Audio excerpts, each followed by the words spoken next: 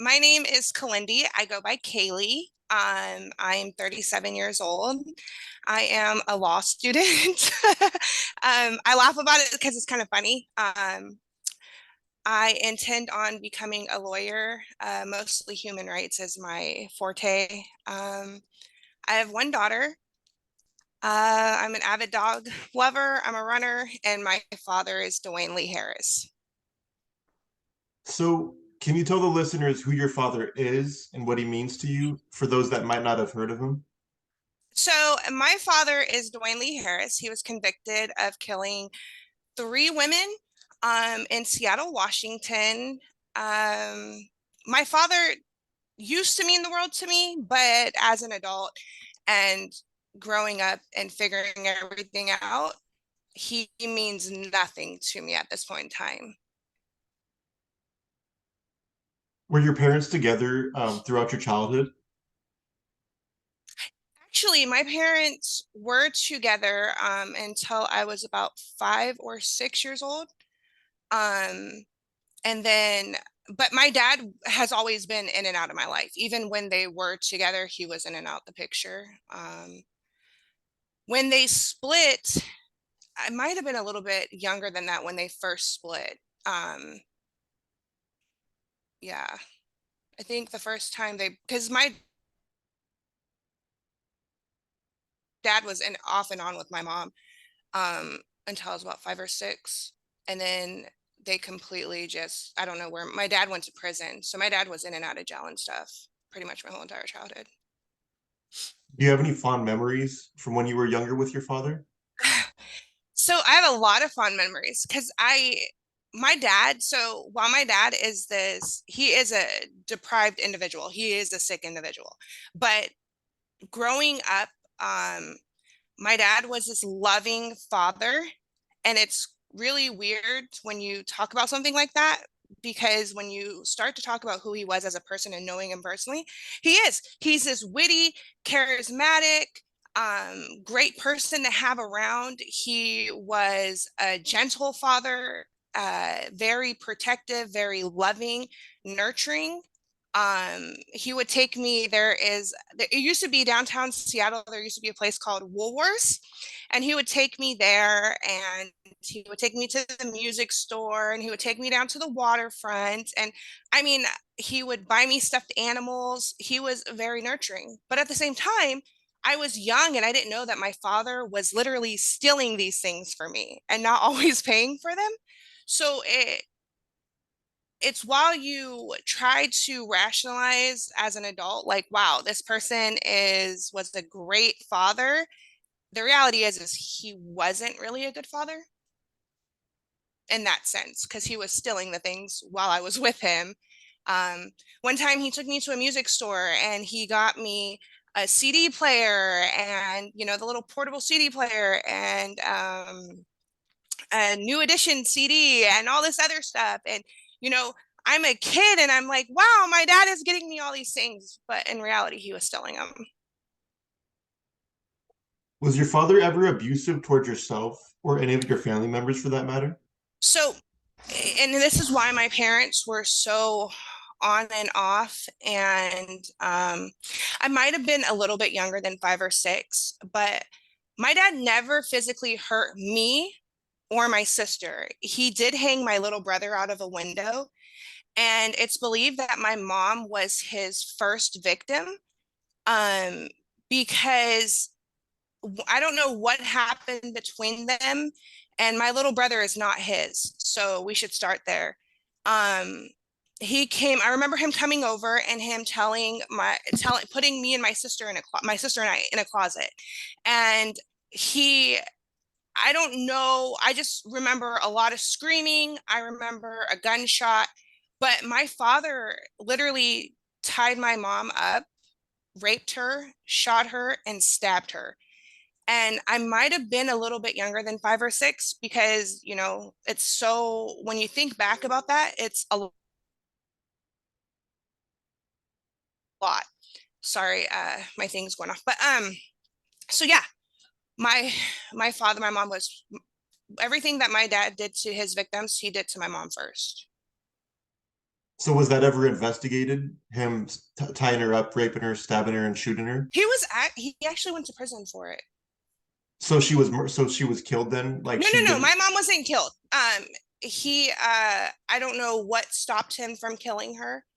Um, I don't know why they got into an argument. At this one time, they were broken up. My mom had a new child. Um, he just showed up one night and put my sister and I in a closet. Um, I don't know why he hung my brother out of a window. Just, just yeah, because he was so calm. He told my sister and I to go into this closet, said he loved me, to stay in here and not come out until he told me I could. And he attacked my mom. And uh, at one point in time, I remember my mom yelling, please just bring him back in from the window, bring him back in from the window. So um, that was the first time that we were introduced to the deprived nature of my father. It's not really my story to tell. I can only tell from my perspective. I do know that she was tied up with shoelaces. Um, and yeah, He definitely left that out throughout our conversations, obviously for a reason. Do you know how much time that he did for that? I'm not sure. This was what, like 89, the early 90s. Not quite sure. But Hmm. I do know that my mom had a victims advocate for a long time. And I think that it conflicted with my mom because when he would come around and the thing is about my dad is very charismatic. He comes off like this person who uh is about the business but really not. He's been pretty evil since I was young, like starting to think about everything that he's ever done. Yeah. Of course he would leave that out. Why wouldn't he? It wouldn't paint him as a good picture. But my mom actually testified against him in court when his trial was going on. So was that the end of the relationship then? Like she was completely done after that? End of the relationship for them, but he was still in and out of my life. He would have spurts where he would threaten to kill her, threaten to kill everybody, take me and run away. He For a while, my mom was terrified of him, and rightfully so. She absolutely had a right to be terrified of him. He blames my mom for everything, even like the stuff that he went through during his trial and stuff. He blamed my mom for that. And it's kind of interesting that he never takes full responsibility. And um, yeah, that's my father. I don't know if my mom was his first victim. I just know that was the first time I recall him being deprived in that nature. So after your father had done that to your mother, did that strain his relationship with you and your other siblings, or did you guys not know the extent of what went on?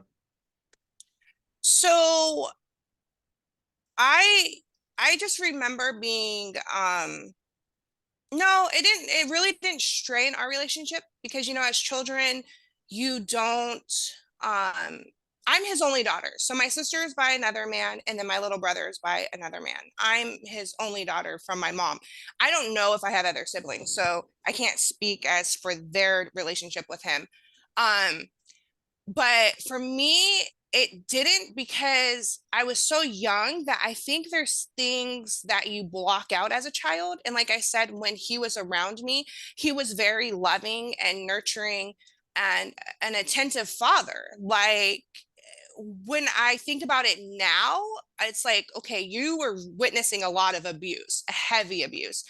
And also you have to look at where I was growing up and the environment I was growing up in too. So what may seem like, oh my God, this is insanity and not normal in any essence. I was growing up in a house that was already filled with abuse and generational trauma and stuff like that. So it wasn't a thing where like, oh, my dad hit this woman, so that's not normal because I was already seeing it. So for me at that time, it was just like, oh, this is normal to me because, that's what I saw. So when you see stuff like that as a kid, you don't realize until you're older that that's not normal. This isn't okay. There's nothing normal about the things that you're witnessing. So then you witnessed your father beating up on women, what, multiple Oh, times? yeah. Oh yeah, my any girlfriend my dad had. And here's the thing, my dad, he was a pimp. Like he had lots of women around and he mistreated them. If they were rude to me or they were he did something I didn't like, he did hit him. But as a child, you don't, if you see this all the time and this is what you know, it's normal to you. There's normalcy to it. It's not okay as an adult, but at that time, to me, it was like, oh, this is just how my father is. How often would you say that that would happen during your childhood? Um, so for me, I didn't go with my father um a lot. Maybe a couple times a month I would go with him and I would spend time with him. So not all, like I wouldn't see this consistently, but it was something that I did witness a lot. I can't tell you how many times, or it was just a normal occurrence to me. So what about animals? Would he ever abuse animals like family pets or anything like that? So we didn't have, I don't recall having a pet when he was around, so I can't answer that. Um, I really don't, I really don't recall us having a pet while he was around, so I don't know. Did he ever speak to you about his childhood? Like what went on in his childhood, the gang banging days, how he started up and everything? Um, so I can't, my father, he said, like, I remember him saying that he had family in Boston. I don't, and here's the thing, I don't ever remember meeting any of my father's family. I didn't start talking to my father's family until that I can recall, until after the trial and stuff was going on. Prior to that, I really don't remember his family. I know that his family was from Boston. I know that he had a sister. I don't know if he had multiple sisters. And that's the thing. I really do not recall my father's family. My father has always been in a gang from my understanding of growing up and the people he associated with. Um, I really want to say that he was like in Gangster Disciples, um, but I just remember him being heavily involved with Crips. I don't know if I don't know anything about gangs. So I can't tell you if they coincide together or what he was doing. I just remember him being with a lot of Crips.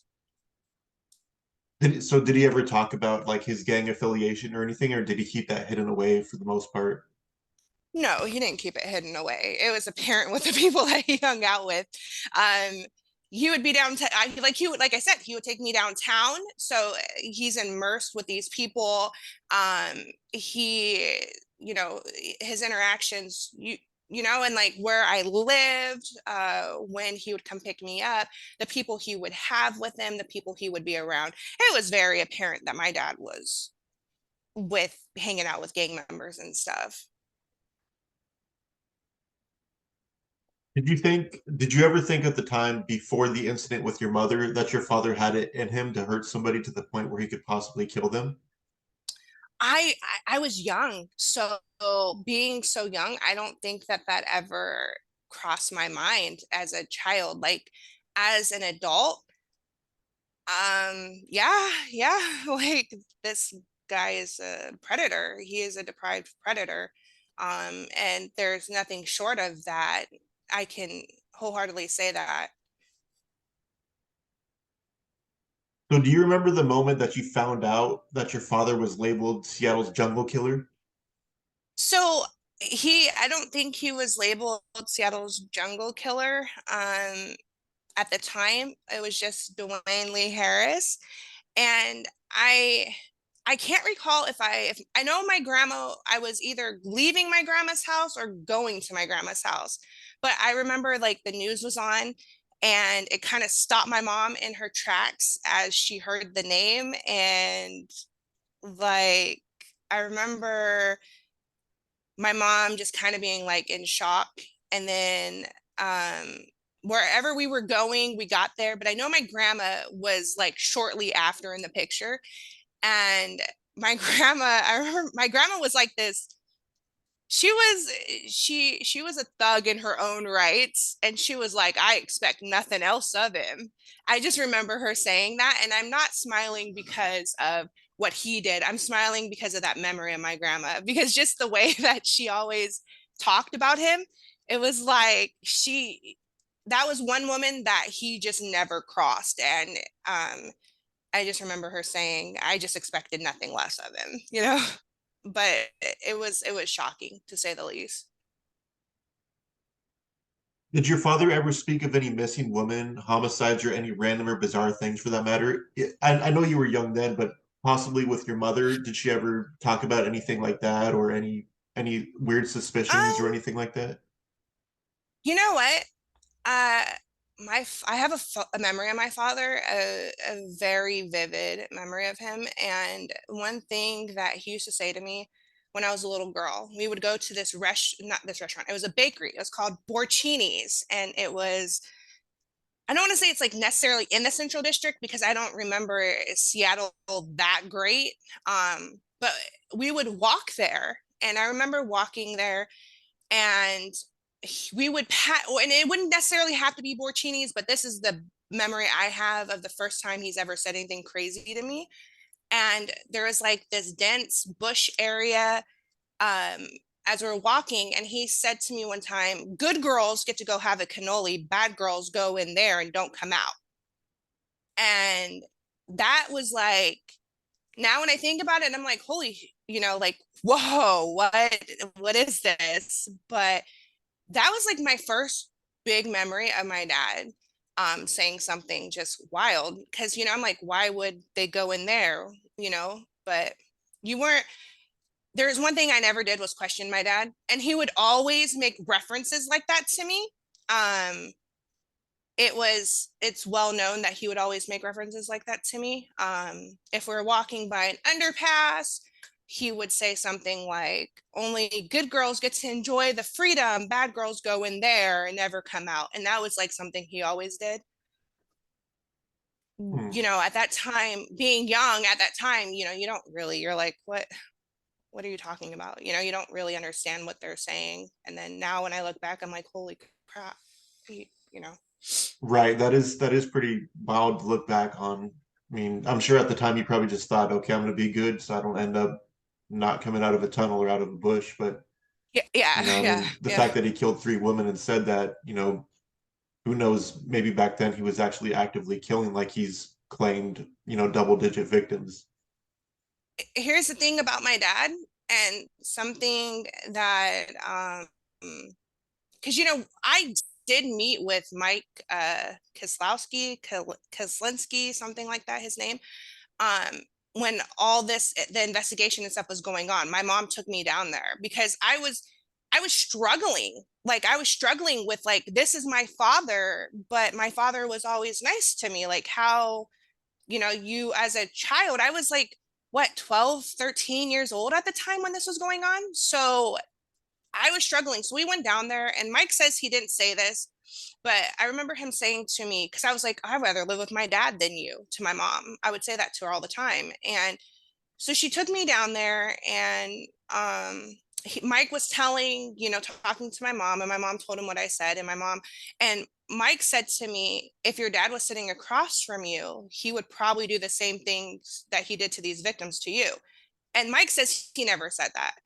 Irregardless, that's my memory of the situation. I've been in therapy pretty much my whole entire life. Like, it's not something that's ever switched or changed. It's the way that things have always come out to me. As an adult, when I spoke with Mike when he was writing his book, I brought it up, and he said, "Oh, I never said that to you." And I'm like, "Okay, that's fine. That's your memory. You have a right to it." But um, my dad had random women with him a lot. And some of them I never saw again. I don't know why. Um, I can't say that my father for sure actually killed in double digits or anything like that. But was he around women? Yeah. My dad comes off very charismatic. He comes off like this, upstanding gentleman. He's a predator. So he doesn't mind preying upon people or preying on people. Um, I know that some of my mom's boyfriends were afraid of him. I don't know why. Um, as a child, I wasn't afraid of my dad. I don't know. I mean, should I have been afraid of him? Absolutely. But was I? No. So, as an adult now, how do you explain who your father is to people that have never met him? I don't explain my father. So typically, when I was in my 20s, I was really embarrassed of my father. Rightfully so. I never talked about him. I would often say, oh, he's dead. Um, Going to therapy and realizing that what he did is not my fault. Um, I had nothing to do with that. I didn't cause it. Um, I'm not his victim, but in a way, he had choices and he made terrible choices. And because of those choices, it put a lot of hard feelings and hard emotions for me to that I had to address. So when it comes time to explaining my father, I'm open about it. My dad is Dewayne Lee Harris. Yes, he has killed people. I'm not responsible for his crimes or his actions. I can only be accounted for mine. So because I know who my father is, I have knowingly and willingly broke that cycle. You have a relationship with him to this day? No, the last time we talked, he acknowledged that I was his daughter, then denied I was his daughter. And that's been ever since he's been convicted, that's how our relationship has been. One minute I'm his child, he loves me, he would do anything for me, he wants to protect me. The next moment is I will tell everybody your name, I will blah blah blah this or that, and I'm like, you're not doing that to me. I'm not one of your victims. It's not happening. So, what do you think it was, looking back now, that led him down that dark path of murder and destruction? You know, he's a predator. I mean, in reality, he's a predator. So he preyed upon vulnerable and weak women that society has literally cast aside and deemed as undesirable and not worthy of being loved and respected for who they are because of their either addiction or the cycle of abuse that they have been in. And he preys upon that. He has always been a deprived individual who preys upon women who come from sometimes not the greatest circumstances or they have an addiction. And, you know, sometimes when you have an addiction, you do what you do to feed that addiction. And my father took it upon himself to prey on that. So, your father told me something to the extent of nobody's ever cared about him, so why should he care about other people? Though he did have some morals, not wanting to harm a child or the elderly. What do you think about that statement of nobody ever caring for him? Do you think that's a cop out, or do you think nobody ever truly did care about him? It's a cop out because how can you say nobody cared about you, but you have, and I recently looked him up. I don't know why I did this, but I was going down the YouTube hole and there was like a guy who was adamantly defending, oh, Dwayne's a good guy, and then the girl was like, oh, he's just lying. He always lies. And I mean, those people cared for him. I cared for him. I thought the world of him. I was his child. I mean, like, I am half his DNA. So that is a cop out and an excuse. And if you want to victimize yourself so that you can justify your terrible behavior, I guess that's his, I mean, it's his right, but no, he was loved. So that idea is just, it's an excuse. It's a terrible excuse, but hey, that's him. Were you present during any of your father's court appearances, whether it was before or after he was convicted? Um, so during the court proceedings, I went to one. After that, I did not go again. Um, I stopped going because he was literally just being defiant. I mean, that's the best way to explain it. And why, I was young, so there was no point in me saying that. But my grandma's the one who stopped me from going to them. Um, Ultimately, that was a conversation between my mom and my grandma that stopped the reason why I stopped going. But I only went to one, and it was just like a hearing. There was nothing really to it, but he was being defiant then too. So it was like, okay. Was he tied up in that like almost like I don't know what you call it, like a push thing? Was he tied up to that when you were in court? Because I saw a video of him tied up to like a little push cart Um, thing. I remember him sitting, I remember him being pushed in. I don't remember him being tied up, but I was so young. I was only like 12, 13 at the time. So I can't really recall if he was tied up or not. I just remember them pushing him in. So he probably was tied up. Is there anything that you'd like the public to know about your father that isn't public information right now? You know what?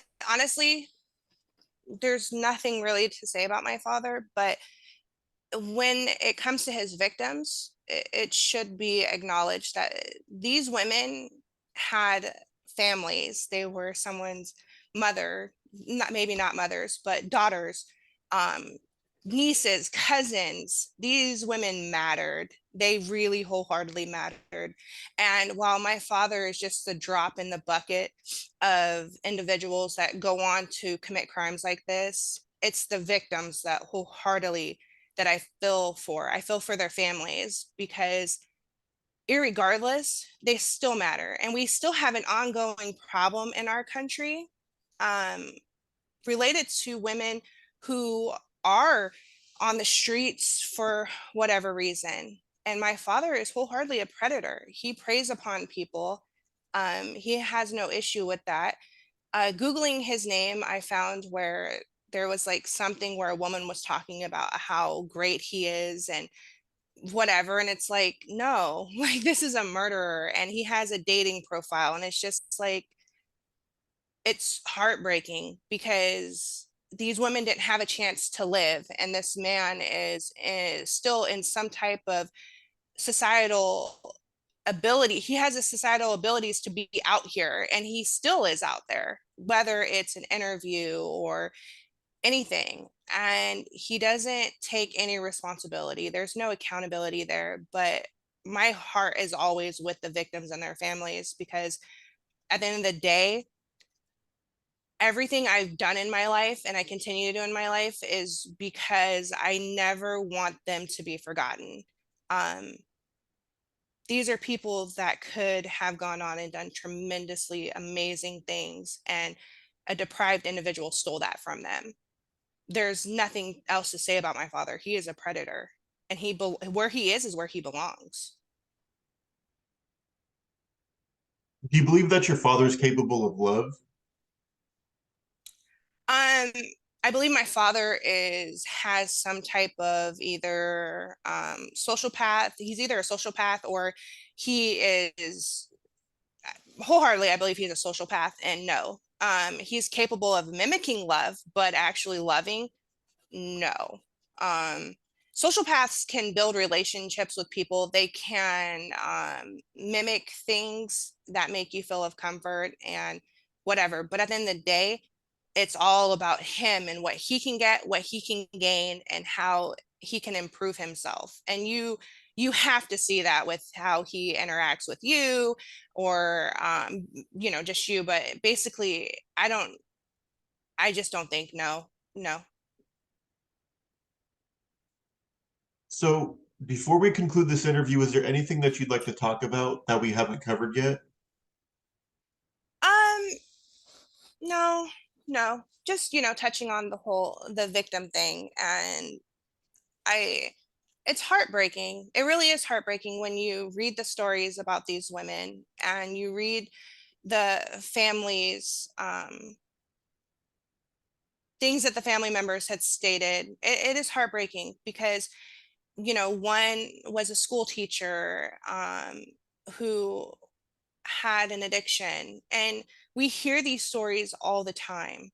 It's just heartbreaking, and it's disgusting that my father sits back and he's like, "Oh, nobody cared for me, so this is why I behave this way." It's like, no, you chose this path, because it's very easy for me to say I could have went down that path too, but when you choose to harm somebody else, you steal joy from everybody that has and loves them and cares about them. And he's never been remorseful, not not a slightest bit, not a day in his life.